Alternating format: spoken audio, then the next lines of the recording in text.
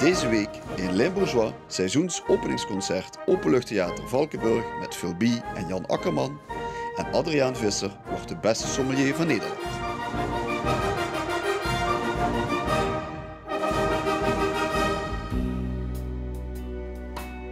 If I ever leave you, baby,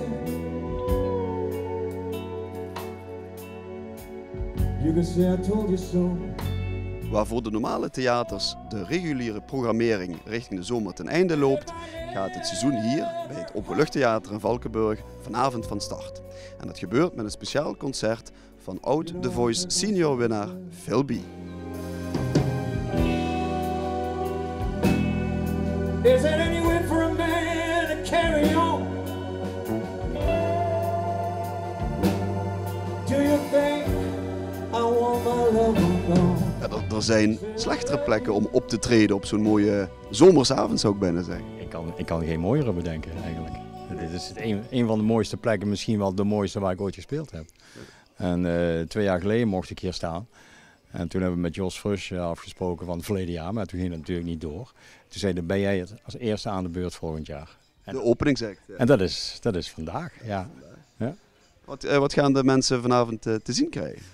Nou ja, mijn 8-koppige band. Dus mijn volle band, exclusief de blazers, want ja, dat was budgetair niet haalbaar. Nee. Maar even goed, gewoon mijn volle band eigenlijk. En we gaan de cd spelen, dus die vandaag gepresenteerd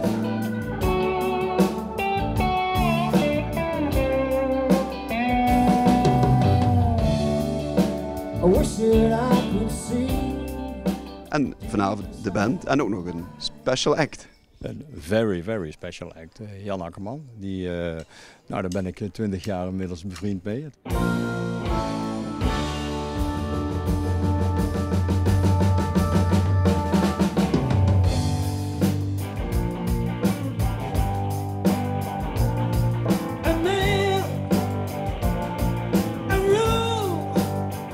Ja, die samenwerking is al heel oud. Die is ontstaan uit de tijd dat Phil, dat was met hoe heet die nou? Die bassist van Jimi Hendrix, Noel Redding. Phil mocht mee wou doen in de Bonbonnière in Maastricht, ja. En dat is al 20 jaar geleden of zo. Ze zien dus er wel een bepaalde klik los van de muzikale talent. Natuurlijk, anders heeft het geen zin om met iemand te spelen, vind ik.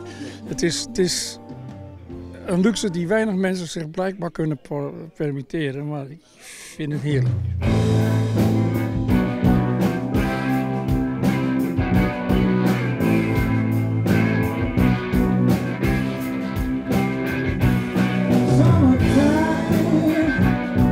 De rest van het jaar, wat staat er op de planning? Een tournee met deze nieuwe cd?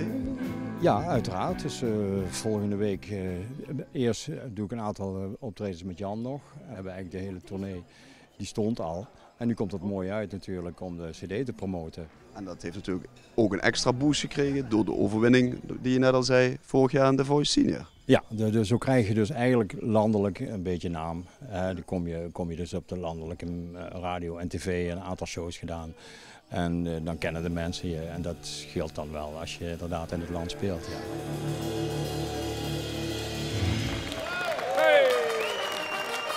De provincie Limburg ontwikkelt zich de laatste jaren meer en meer als wijnprovincie. En sinds kort hebben we ook nog de beste sommelier van Nederland. Adriaan Visser genaamd. Ja, allereerst uiteraard proficiat, de beste sommelier van Nederland. Dankjewel. Iedereen vraagt zich natuurlijk af, hoe word je dat? Veel studeren, veel proeven. Veel praktijkervaring opdoen in verschillende restaurants.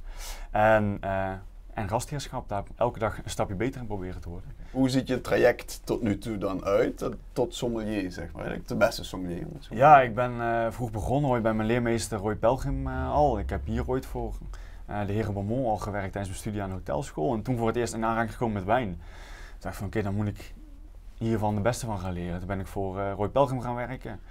4 jaar mee gewerkt bij Cordial en Tribeca met heel veel plezier. En nooit stoppen met studeren. Dat is eigenlijk altijd die nieuwsgierigheid blijven houden om te blijven leren en open blijven staan voor alles wat er nog te leren valt ook. Want er is nog zoveel wat ik ook niet weet en dat is juist het leuke eigenlijk van het vak. Ja.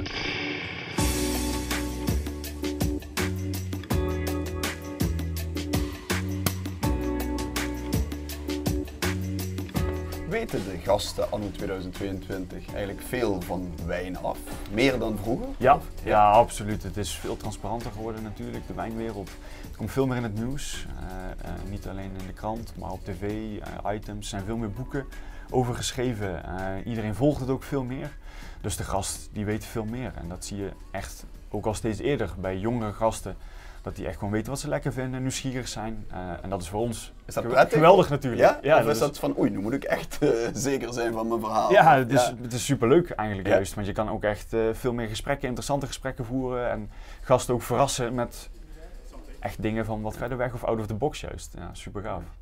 Limburg profileert zich ook als wijnprovincie. Ja. Hoe denkt de beste sommelier van Nederland over de Limburgse wijnen? Dat vind ik geweldig. Ja, we werken ook graag met Limburgse wijnen. We hebben veel lokale producenten waar ik ontzettend graag mee werk. Van de Apostelhoef natuurlijk de meest bekende, tot in Ulestraat, Torren, Aldenijk. Pietershof, net over de grens hier, waar ik ontzettend veel plezier. Raarberg, 2 straten verder, met de jongens waar we ontzettend veel leuke projecten mee doen ook. Dus de kwaliteit is ook echt goed? Het is niet alleen maar borstklopperij eigenlijk? Zeker niet. Nee. De kwaliteit is goed. Een paar moeilijke jaren gehad, ook met hagel natuurlijk afgelopen jaren. Maar als je kijkt in het algemeen naar ons klimaat, hebben we gewoon een koel klimaat. Maar zeker meer dan geschikt voor wijnmaken, absoluut.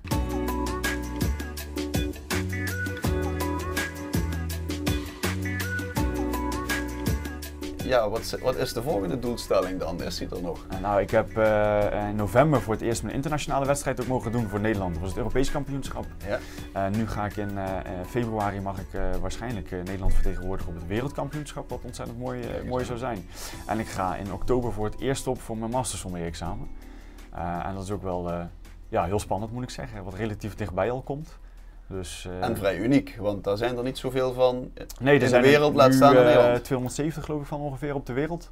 Dus dat is in 60 jaar. Dus dat is niet denderend veel. Statistisch gezien geloof ik het minst gehaalde examen ter wereld.